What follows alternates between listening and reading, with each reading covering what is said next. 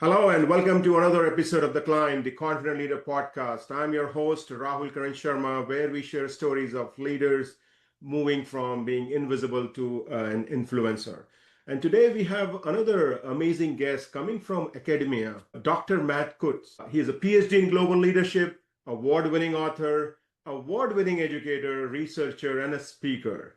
He helps people gain perspective and overcome the adversity and uncertainty that life brings.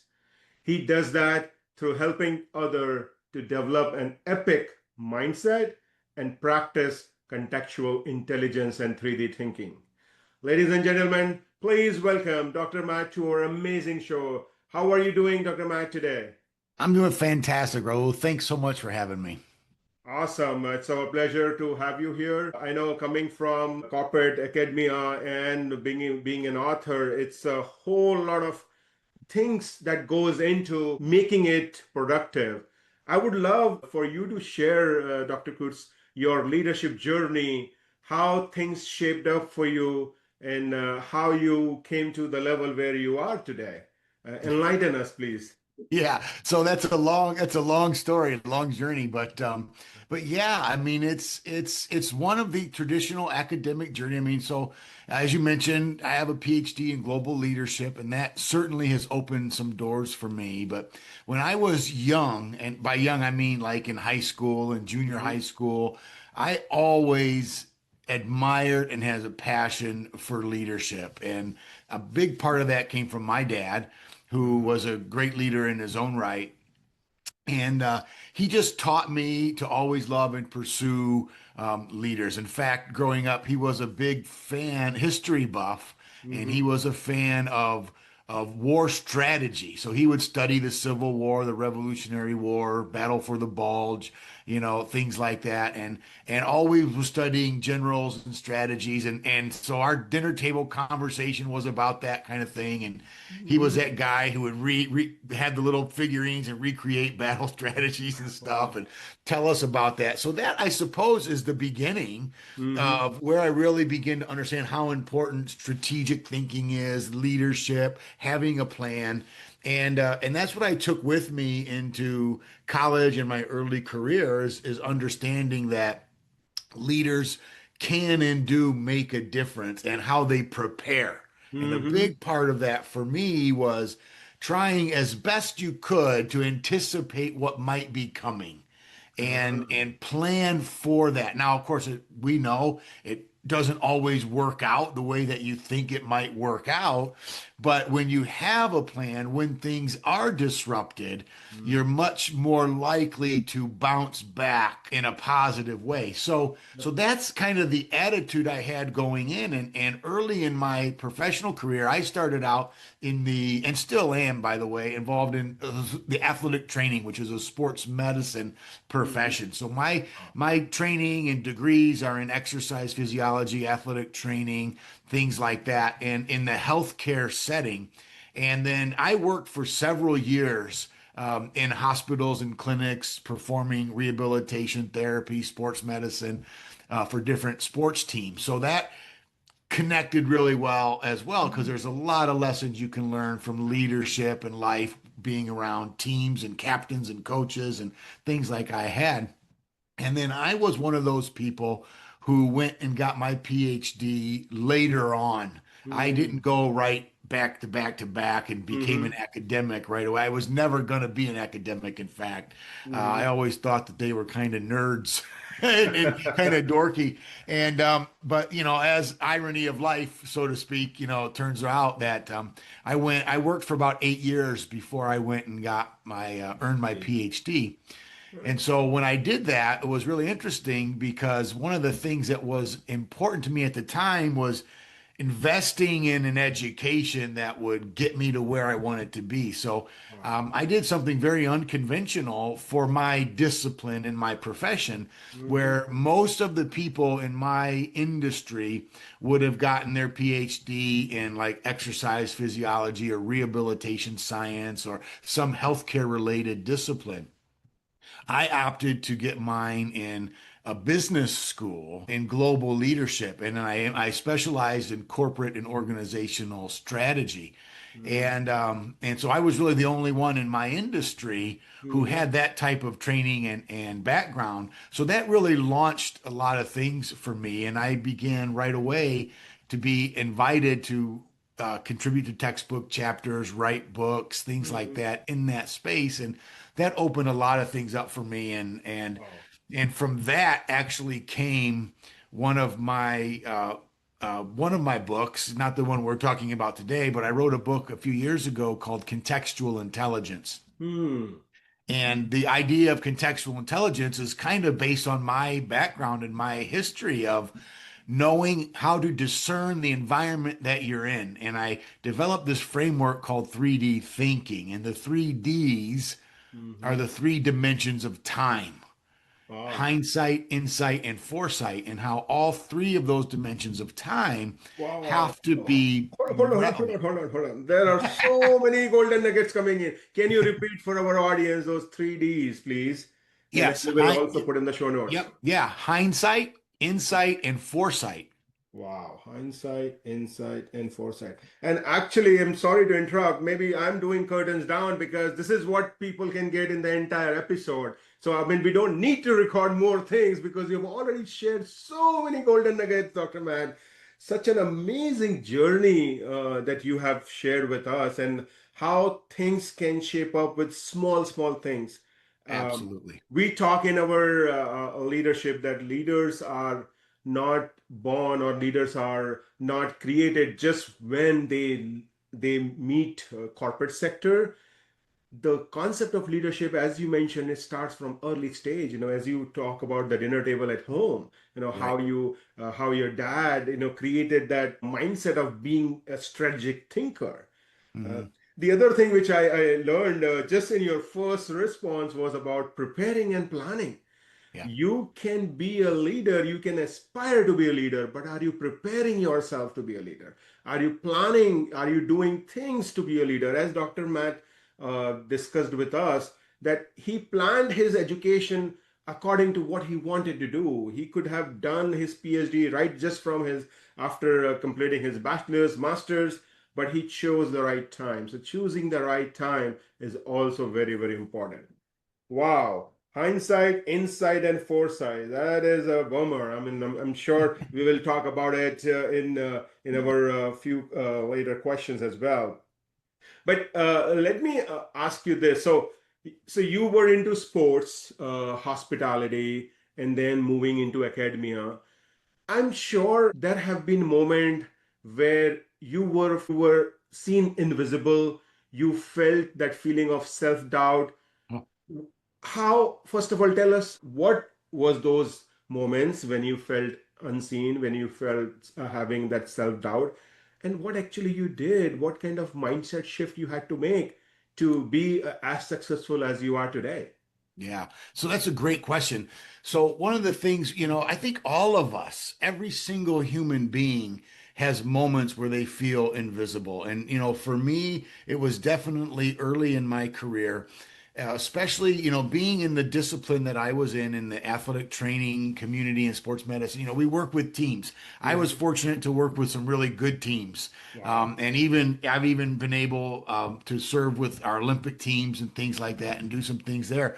And when you're one of the behind the scenes people, Hmm. Hmm. because that's really our job is to, make sure the athletes are healthy, they're in shape, they're conditioned, they're ready to play, they're safe. So the athletes and the coaches get all the attention. Absolutely. And we're behind the scenes making sure everybody's good. And when an athlete does well, they thank their mom. Hey, thanks, mom, or whatever. They never thank their athletic trainer. The Hmm. person who is there before practice started, they're there after practice is over, filling the ice bags, making the ice buckets, designing the rehabilitation for their injuries, Hmm. and so we're always working.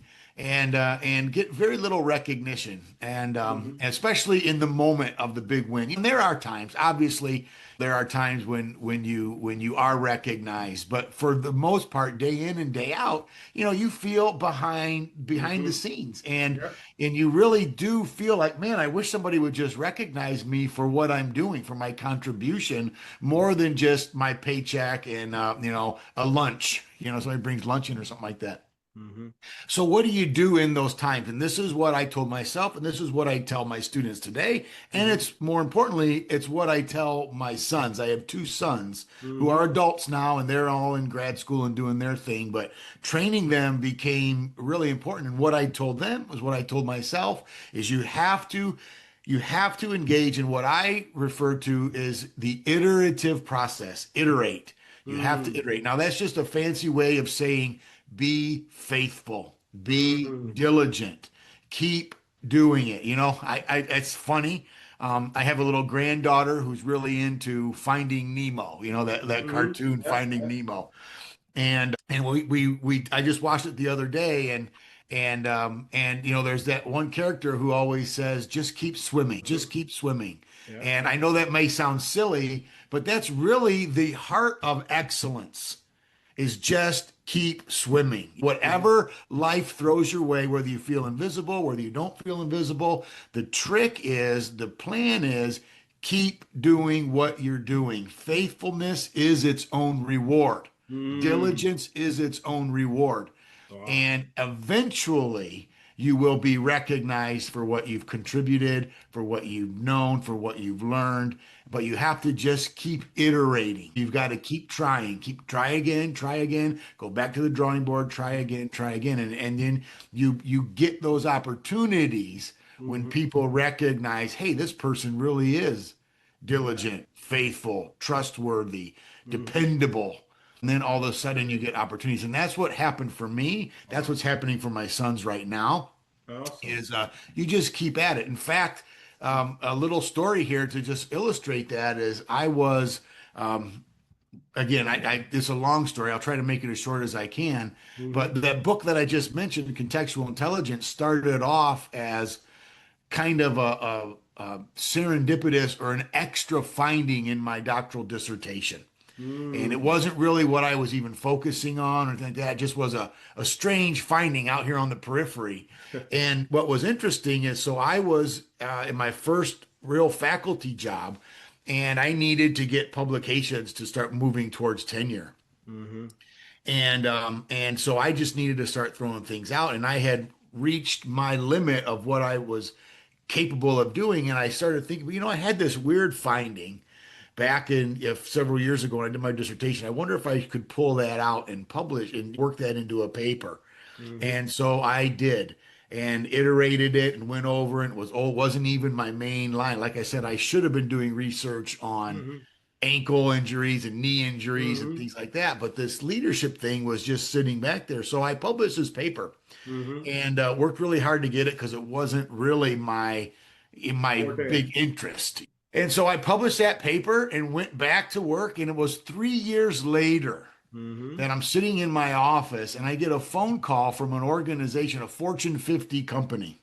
So a huge Hmm. organization asked me if I was hey, is this Dr. Kutz? And, did you write this paper and blah, blah, blah. And yeah, yeah, yeah. We would love for you to come to our corporate headquarters and discuss this with my team because we really think this is something fascinating. And the paper was on contextual intelligence and those three dimensions of time that I mentioned, how we need to have hindsight, insight, and foresight all operating together. Most of us focus on one of those time orientations, and Hmm. it's usually hindsight. Yeah. Statistically speaking, most people defer to or have the default of what happened last time as Hmm. they're making decisions about what to do this time. And they Hmm. don't consider the different factors this time, the insight, the present moment, and they don't consider what this is going to do for them or the trajectory it's going to put them on, which is foresight. Foresight. So in order to make a wise decision, we need to consider all three orientations. So I developed a framework on how to develop insight, how to develop hindsight, how to develop foresight. And so I went and I talked to this organization and they loved it. And that moment completely changed the trajectory of my entire career. My first three clients, in fact, were Fortune 500 organizations. Oh, And a lot of things really launched for me. They're the ones who encouraged me. You need to turn this into a book.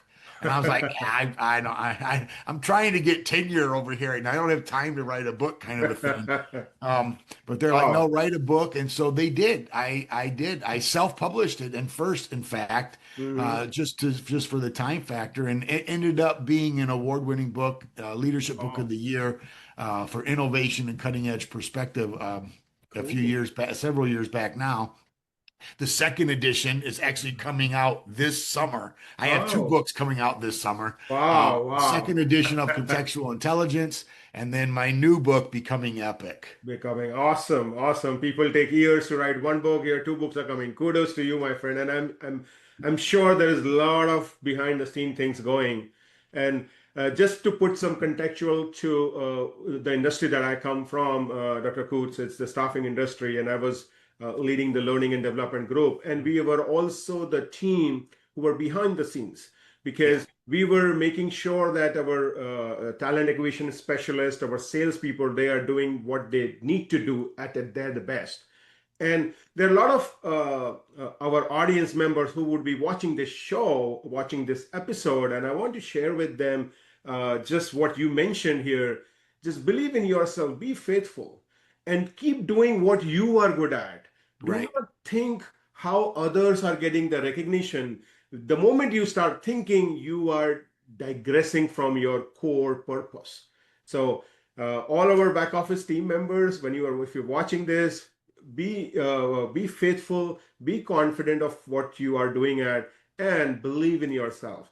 That's what the mindset shift that Dr. Kurtz talked about, and how he moved from being invisible to becoming an influencer. So Yeah, thank you you have for to know sharing. that you have to believe that you're making a difference. Hmm. And you might not feel it, you might not sense it, but you have to know. And this is part of foresight, it's part of seeing the big picture, is understanding that even though someone doesn't see me right now or recognize me, or I'm not getting, credit for this contribution, that's hard. And I know as humans, that's hard because we want those things. But one of the other things that someone who is a strategic thinker, and Hmm. just they know that even though they're not getting credit right now, that still what they're doing matters. Hmm. And that's what I have to say. Tell my children that, my students that, and anybody I get a chance to tell. If you're doing a good job and you're being faithful with the skill set that Hmm. you have to know and believe that even though I'm not being seen right now, I am still making a difference. And that Absolutely. attitude is infectious and contagious and changes the environment. Absolutely, absolutely. And then that paper that you wrote, you never anticipated that 3 years later, someone will call you and give you the job, right? Right. You did what you are good at, what your inner heart told you to write, and then you did it. So uh, we may see that no one is seeing us, but there are people who are watching you. There are people who Yeah. are seeing your journey. They may not be coming to you every now and then and telling you, hey, you are doing an awesome job, but they are watching you. So keep that in mind. And Dr. Kus, as someone who is very much specialized in building framework, designing framework, I wanted to seek your inputs. We at Steady Steps, we also have designed a framework called Confident Leadership Framework, where our leaders go through the 4 stages of their journey, which is being invisible, having a potential, being an achiever, and influencer. And the climb framework talks about that when they are in invisible stage, how they can cultivate their mindset. When they are in potential, leveraging their strength. When they are achiever, how they can integrate their purpose and vision. And the moment they move to influencer, how they can magnify their impact as well as build the legacy. So with this framework, how does that resonate with you from your journey? Do you think this is something that will create a mindset shift or help our leaders to become confident? Yeah, so I think anything that we can do to help people see that they're on a trajectory toward better, Hmm. is masterful. I think it's brilliant. And I love the idea of starting at those stages. And again, I myself go through even stages with my son. They're novices all the way up to expert. And one of the things that I use in my own research and writing is called the Dreyfus model. It's a five-stage model. It's very similar to yours that Hmm. goes from novice to advanced beginner to competent to proficient to expert. Hmm. And I love how you did it because you actually simplified that even a little bit more. And the Yeah. place to coming to an influencer, I think is huge. And one of the things that I teach in a doctoral program. So all my Hmm. students are earning their doctorates. So you get to do a little bit more. There's a little, it's a higher quality student. You could develop. So we actually teach a module, or I teach a module on how to become a thought leader in your Hmm. space and discipline. And that's a great place to use your model for Absolutely. my students there. But I really like your concept of the goal is to be an influencer. Hmm. And I think someone who's on this journey understands that that's the ultimate goal. Because if we don't have that picture of the future before us, then we typically will get stuck where we're at. And we Hmm. have to go through those stages. And if we can identify for the people we're mentoring, the people we're coaching, the people we're leading, that there is a trajectory here with a goal in mind, it's beautiful. And I love the concept of being an influencer because that's not job dependent. A lot of people want, well, I want the trajectory of how I can get promoted to the next level of all this. And I think that's misguided. I think a lot of organizations are well intended and they're like, put them on a career path of here's what you need to do to get promoted within the organization. And I believe that misplaces so many people's potential and skill set. But the way you've laid it out, Hmm. I think transcends the workplace job, but also benefits the workplace very Hmm. much so. And so I really appreciate that Awesome. framework. I think that's amazing. Thank you. As an expert, you validating our framework is really epic. Thank you for that. Uh, Moving on, and I see an amazing picture of your upcoming book. I think it's getting released in summer or probably August, Yes. Becoming Epic. Uh, Yes. why don't you enlighten our audience with what this book is all about? What was your thought process when you were writing that book, and how it can help our audience? Yeah. So, all right. So here's where the story's probably going to take a little change in direction now, Uh-huh. because I started. So this book was never intended. I never set out to write this book. Mm. Um, and so I'm gonna be a little vulnerable here and tell you a little story. So in November of 2013, I already told you about my sports background. I've always been active, and as I got out of sports myself and got older, I started running. So I run 5Ks, 10Ks, half marathons, triathlons, and I was training for a triathlon Hmm. and I was on my bike doing a training ride and crashed my bike, broke my hand, big injury, broke my hand, bruised my ribs, all this kind of thing. And so I am recovering from that injury. And Mm. I'm with my physician, and he's checking out my hand to make sure it's working right and it's healing properly and all that, and getting another x-ray and all that. And he has my medical chart there, and he's looking through my chart, and he noted that I never came in, for my 50-year-old checkup. Check out. Your the checkup that every man hates, the colonoscopy and all that kind of stuff. And I never came in for that, and I didn't because I was healthy. I was Hmm. running triathlons and training and active and didn't have any pain or anything like that. I was good, so I never thought I needed to. And so he convinced me, no, you need to make these appointments, get your blood work, all this stuff. So I Hmm. did. And about 3 days later, I get a call. And I'll condense the story a lot, but it turned out that I eventually, within a few days, was diagnosed with prostate cancer. Hmm. And not just prostate cancer, but it was very advanced. In fact, it had already metastasized to my pelvis and my lymph nodes and had a really bad case. So it was a very aggressive form of prostate cancer.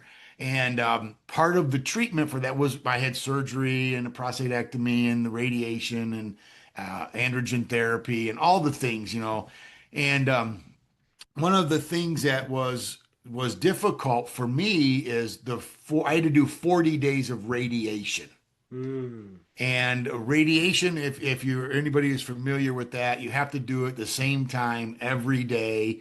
There's no take a week off to travel here. And I had several events scheduled because I do a lot of keynote speaking mm-hmm. based on my books and my leadership models and things like that. So I had to cancel 3 or 4 events that I was really excited to go to. Some of them were big clients, Mm-hmm. and Yeah. I was like, oh man, not to mention, a part of my income. Right, right. So to keep myself motivated, to keep myself from being discouraged and going back to what we just talked about, being diligent, being faithful, I set myself a goal. And for the 40 days that I had to stay home, I told myself I'm going to write 1,000 words every day for 40 days. Mm, And my intention, Raul, was to just like keep a journal of my mm, emotions, my feelings, because I was going through all crazy right. stuff, Mm-hmm. Yep. and the fear and all those things that come upon you when you get a diagnosis like that. Mm-hmm. And so that was my intention, to just journal 1,000 words every day. And it was day 3 Mm-hmm. of my journaling experience that I started. I remembered a framework that I had used in a lecture a few years ago that I had completely forgotten about becoming epic. Mm, And I wrote about, so epic is an acronym for be excellent, be mm-hmm. perceptive, be inspired, and be compassionate.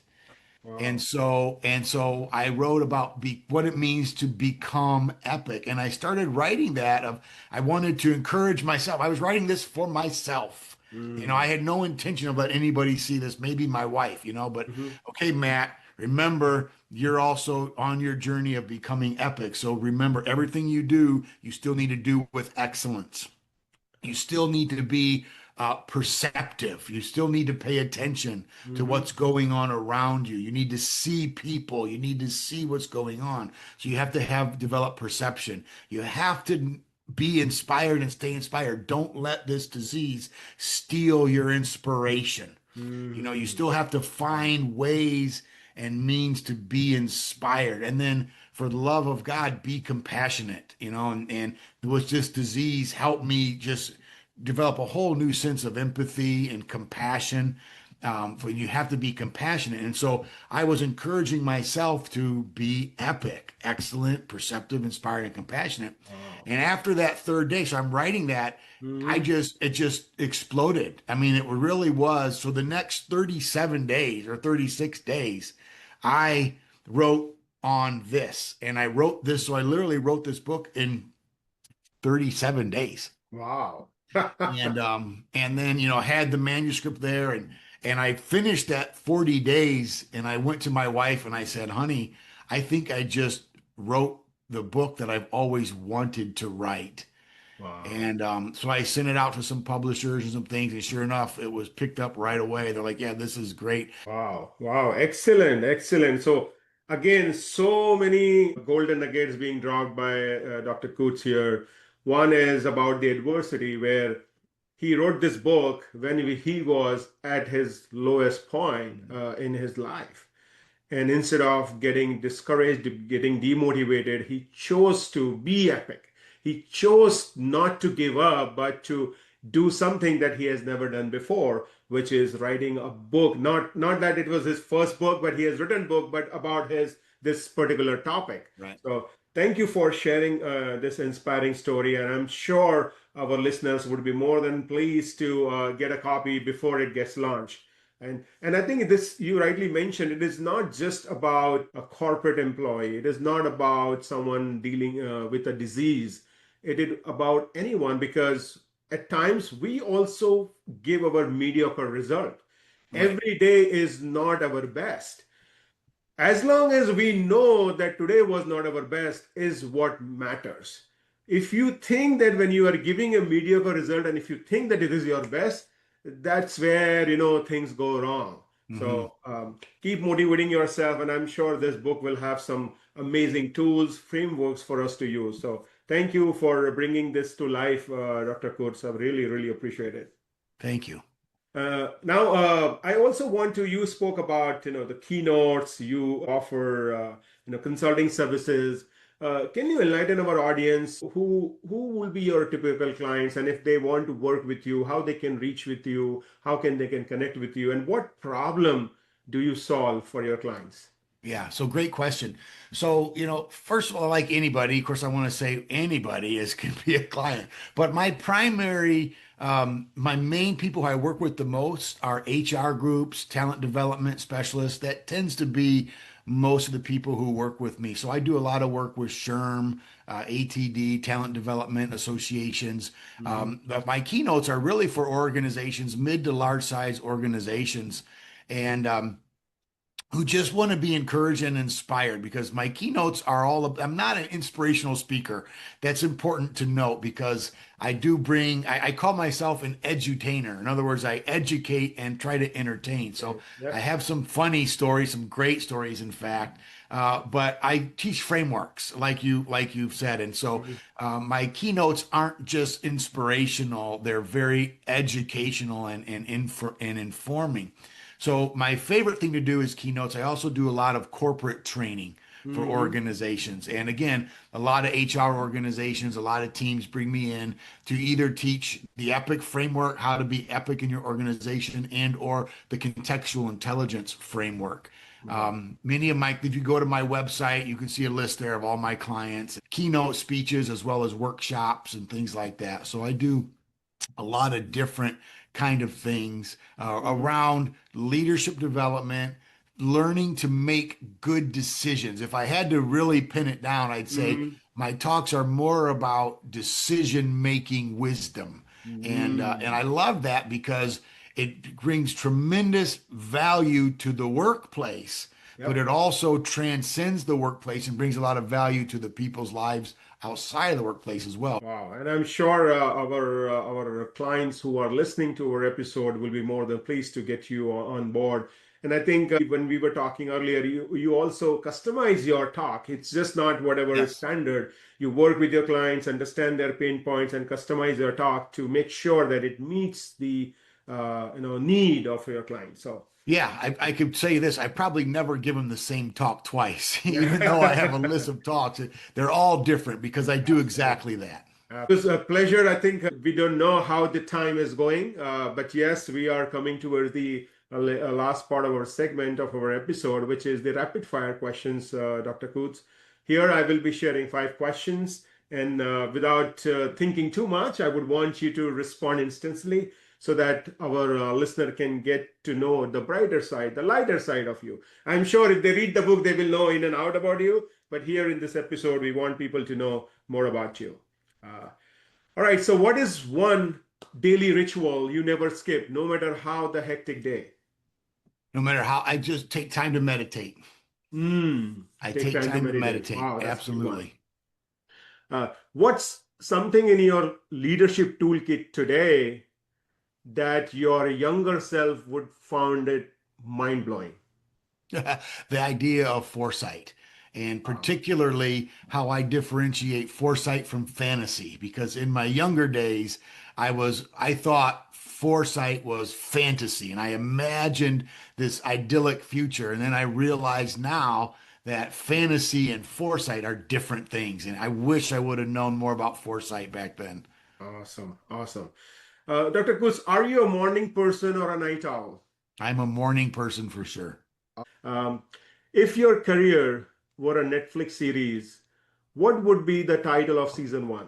Oh my gosh, that's a great question. So I would have to say the title of my first episode would be "Knucklehead moves forward." Knucklehead moves forward. Okay. Nice, nice. Last one. Indoors or outdoors for your ideal leadership retreat? Wow, I never thought of that. Indoors, just because of the stuff that I need, the tech and all that, but indoors, Okay. yeah. Awesome, awesome. Before I let you go, if you have to share final words of wisdom for young professionals who are listening to our episode, who aspire to be leader tomorrow, what would be your advice for them? Yeah.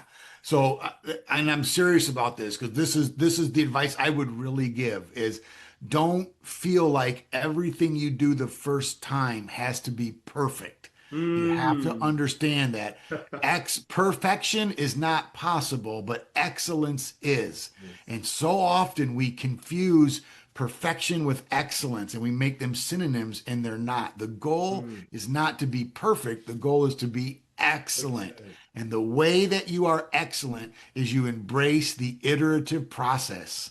Hmm. Understand that you're going to have to try and try and try and try, and it gets better each time. That's what excellence is. Wow. Wow. I think this is I hear a lot about being a perfectionist. Lot of people, a lot of high performing people, they focus on being a perfectionist.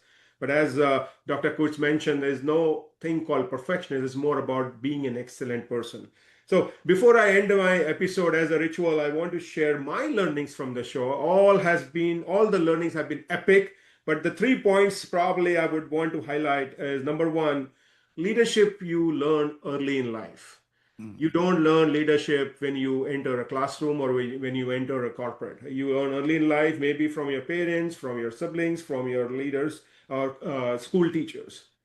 Number two is invest in your education early on, Mhm. not just for doing it, but thinking from a future perspective, how it aligns with your purpose, how it aligns with your future goals. So invest in your education.